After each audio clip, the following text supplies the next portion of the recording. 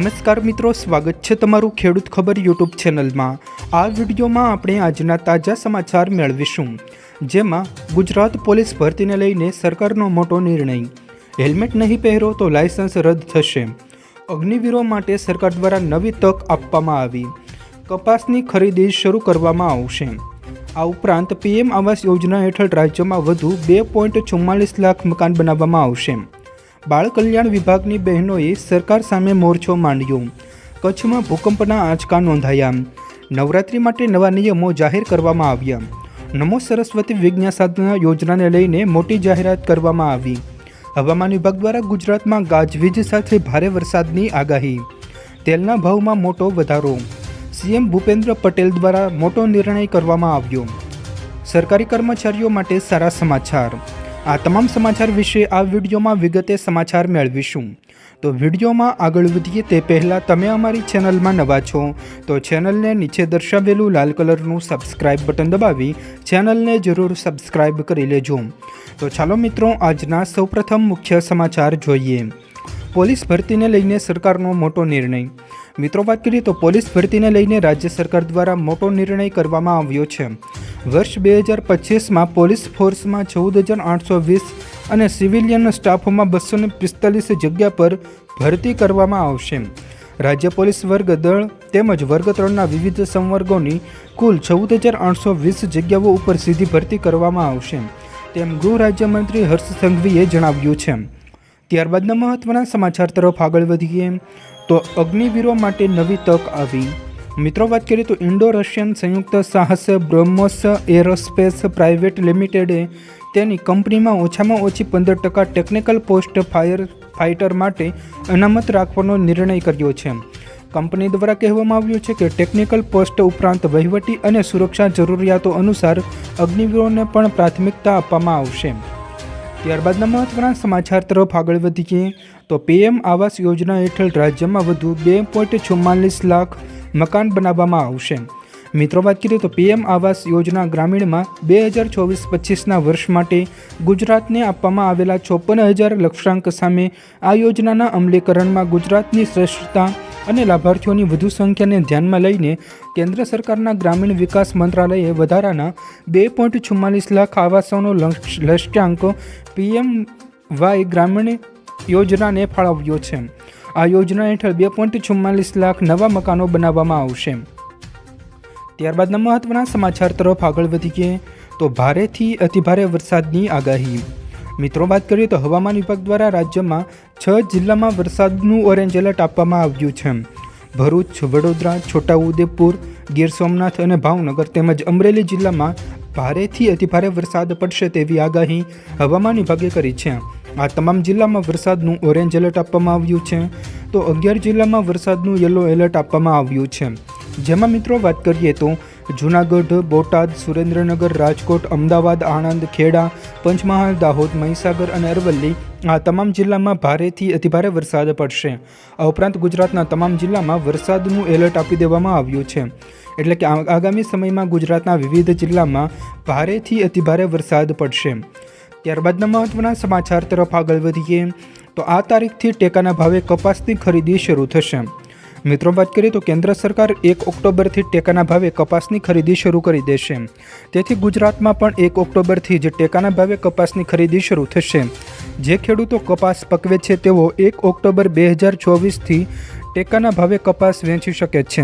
આ માટે એક શરત એ છે કે કપાસ વેચવા પહેલાં ખેડૂતોએ નજીકના કેન્દ્ર ઉપર રજિસ્ટ્રેશન કરાવવું પડશે। સીસીઆઈ એ કપાસના ખેડૂતોની નોંધણી શરૂ કરી દેશે। આમ મિત્રો, વાત કરીએ તો કપાસની ટેકાના ભાવે ખરીદી 1 તારીખથી શરૂ થઈ રહી છે। ત્યારબાદના મહત્વના સમાચાર તરફ આગળ વધીએ તો સૌરાષ્ટ્ર અને કચ્છના ખેડૂતોને મળશે 10 કલાક વીજળી। મિત્રો, વાત કરીએ તો રાજ્ય સરકાર દ્વારા વધુ એક ખેડૂત હિતલક્ષી મહત્વપૂર્ણ નિર્ણય લેવામાં આવ્યો છે, જે અંગે ઉર્જા મંત્રી કનુભાઈ દેસાઈએ જણાવ્યું છે।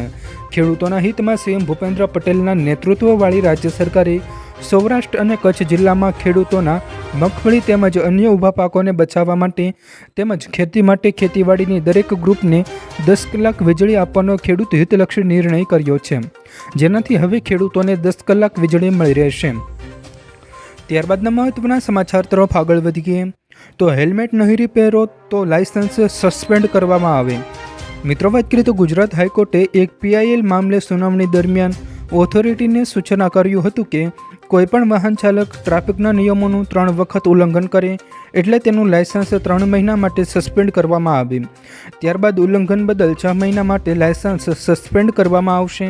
તેમ છતાં જો વાહન ચાલક ટ્રાફિક નિયમોનું ઉલ્લંઘન કરે છે તો કાયમ માટે તેનું લાયસન્સ સસ્પેન્ડ કરવામાં આવશે. સુરતની ટ્રાફિક સમસ્યા ઉપર પણ કામ કરવામાં આવી રહ્યું છે. ત્યારબાદના મહત્વના સમાચાર તરફ આગળ વધીએ તો નવરાત્રી પહેલાં સોના અને ચાંદીના ભાવમાં ખૂબ જ વધારો થયો. મિત્રો વાત કરીએ તો તહેવારોની સિઝન ફરી એકવાર શરૂ થતાં પહેલાં જ સોનાની કિંમતમાં વધારો જોવા મળી રહ્યો છે. દિલ્હીના બુલિયન માર્કેટમાં ગુરુવારે સોનાની કિંમત 400 રૂપિયાથી વધીને 78,000 રૂપિયા પ્રતિ 10 ગ્રામના રેકોર્ડ સ્તરે પહોંચી ગઈ છે. ઉલ્લેખનીય છે કે બુધવારે સોનાની કિંમતમાં વધારો થયો હતો. સોનું 9,000 રૂપિયા વધીને 77,850 રૂપિયા પ્રતિ 10 ગ્રામ પર બંધ થયું હતું.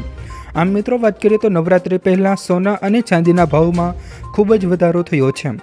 ત્યારબાદના મહત્વના સમાચાર તરફ આગળ વધીએ તો પેરાસિટામોલ સહિત 53 દવાઓ ગુણવત્તા પરીક્ષણમાં નિષ્ફળ થઈ. મિત્રો વાત કરીએ તો જો તમે પણ ડૉક્ટરની સૂચના વિના દવા લેતા હો તો સતર્ક થઈ જજો. સેન્ટ્રલ ડ્રગ સ્ટાન્ડર્ડ કંટ્રોલ ઓર્ગેનાઇઝેશને પેરાસિટામોલ સહિત 56 દવાની યાદી જાહેર કરી છે જે તમામ ગુણવત્તા પરીક્ષણમાં નિષ્ફળ રહી છે. આ યાદીમાં કેલ્શિયમ, વિટામિન ડીની 3 ટેબ્લેટ સહિત ડાયાબિટીસ, હાઈ BP વગેરેની દવાઓ પણ સામેલ થશે. આ દવાખાનું ઉત્પાદન મોટી કંપનીઓ દ્વારા કરવામાં આવે છે. આ દવાઓ ન પીવી તેવું હાલમાં સૂચન આપવામાં આવ્યું છે. ત્યારબાદના મહત્વના સમાચાર તરફ આગળ વધીએ તો કચ્છમાં ભૂકંપના આંચકાઓ અનુભવાયા. મિત્રો વાત કરીએ તો કચ્છમાં હળવા ભૂકંપના ફરી એક વખત આંચકાઓ અનુભવાયા છે. રિક્ટર સ્કેલ પર 2.7ની તીવ્રતાનો ભૂકંપ નોંધાયો હતો.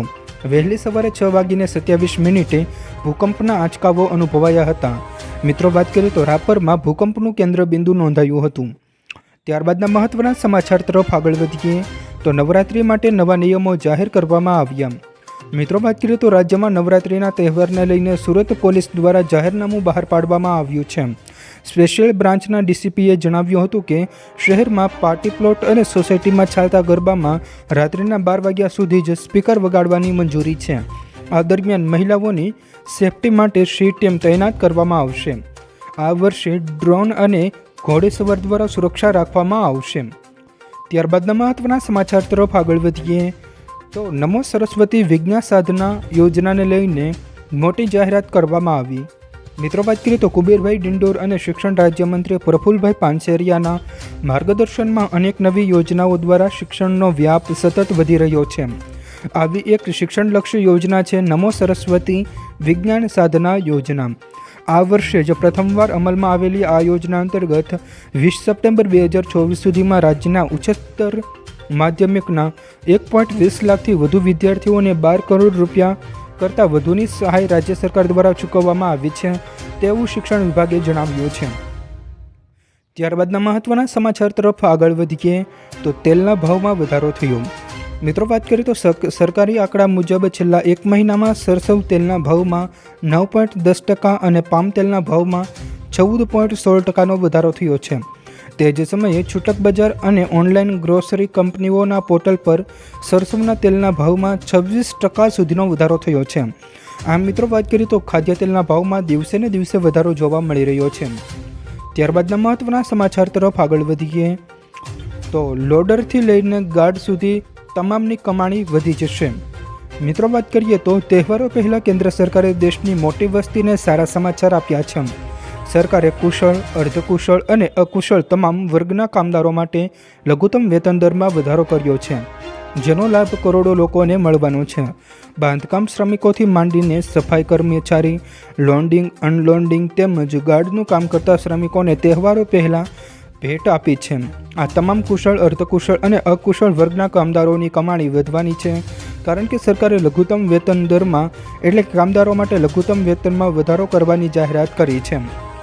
ત્યારબાદના મહત્વના સમાચાર તરફ આગળ વધીએ તો CM ભૂપેન્દ્ર પટેલે લીધો મોટો નિર્ણય. મિત્રો વાત કરીએ તો ગુજરાતના શહેરોમાં ટ્રાફિક સમસ્યા દિવસે ને દિવસે વધી રહી છે, જેને રોકવા માટે રાજ્ય સરકાર દ્વારા મહત્વનો નિર્ણય કરવામાં આવ્યો છે. આ માટે તમામ શહેરોમાં કમિશનર અને શહેર પોલીસ વડાની અધ્યક્ષતામાં મહિનામાં એક વખત બેઠક બોલાવીને સમસ્યા અંગે ચર્ચા કરવાનો નિર્ણય કરવામાં આવ્યો છે. અમદાવાદ, સુરત, રાજકોટ અને વડોદરામાં ટ્રાફિક રાહત માટે મોટો નિર્ણય કરવામાં આવ્યો છે. ત્યારબાદ મહત્વના સમાચાર તરફ આગળ વધીએ તો કર્મચારીઓ માટે સારા સમાચાર આવ્યા. મિત્રો, વાત કરીએ તો દિવાળીના અવસર પર કેન્દ્રીય કર્મચારીઓને 8મા પગાર પંચના પગાર તમને એક અદ્ભુત ભેટ આપવા આવશે. મિત્રો, વાત કરીએ તો સરકાર દ્વારા આ મહત્વની ભેટ આપવામાં આવશે. જો આ પગાર ધોરણ લાગુ કરવામાં આવે તો લેવલ 1ના કર્મચારીઓના પગારમાં સીધો 8,500 રૂપિયાનો વધારો થશે. તો મિત્રો, આ હતા આજના તમામ મુખ્ય સમાચાર. જો મિત્રો તમને અમારો આ વિડીયો પસંદ આવ્યો હોય તો વિડીયોને લાઇક કરો, તમારા મિત્રો સાથે શેર કરો અને અમારી ચેનલને હજુ સુધી સબસ્ક્રાઈબ ન કરી હોય તો ચેનલને જરૂર સબસ્ક્રાઈબ કરી લેજો, જેથી તમને અમારા દરરોજના તાજા સમાચાર સૌપ્રથમ મળી શકે. આભાર.